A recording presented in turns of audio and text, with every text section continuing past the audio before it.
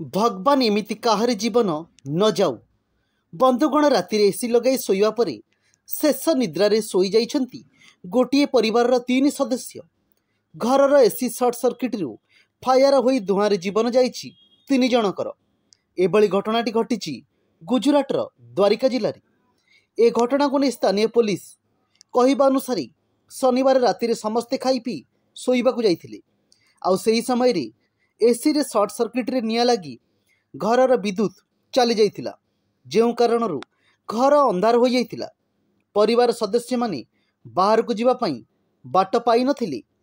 आउ सेही समय रे एसी रे सर्ट सर्किट रे निया लगी घरर विद्युत चली जाइथिला, जेउ कारणरू घर अंधार हो जाइथिला। परिवार सदस्य माने बाहर को जीवा पई बाट पाई नथिले। एही समय रे घरे धुआं पसी जाइथिला। परिवार लोके अणनिश्वास हो जाइथिले। किछि उपाय न पाई स्त्री पिला ओ माँ अचेत हो पड़िथिले। घर धुआं बाहुरुथिबा देखि पड़ोशी लोक तुरंत अग्निशम बाहिनी विभाग को खबर करथिले। आउ खबर पाई अग्निशम विभाग कर्मचारी माने घटनास्थल रे पहुंची घरे अचेत हो पड़िथिबा स्त्री छुआ ओ माँ को उद्धार करी डाक्तरखाना चिकित्सा पई भर्ती करा जाइथिला। हेले डाक्तर बाप माँ छुआ को मृत घोषणा करने सहित बुढ़ी माँ भवानी को चिकित्सा करिछंती।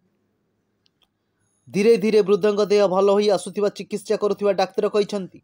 भवानी पुओ बोहूंक ठारो अलगा रूम रे सोउथिबारु ए अग्निकांड रे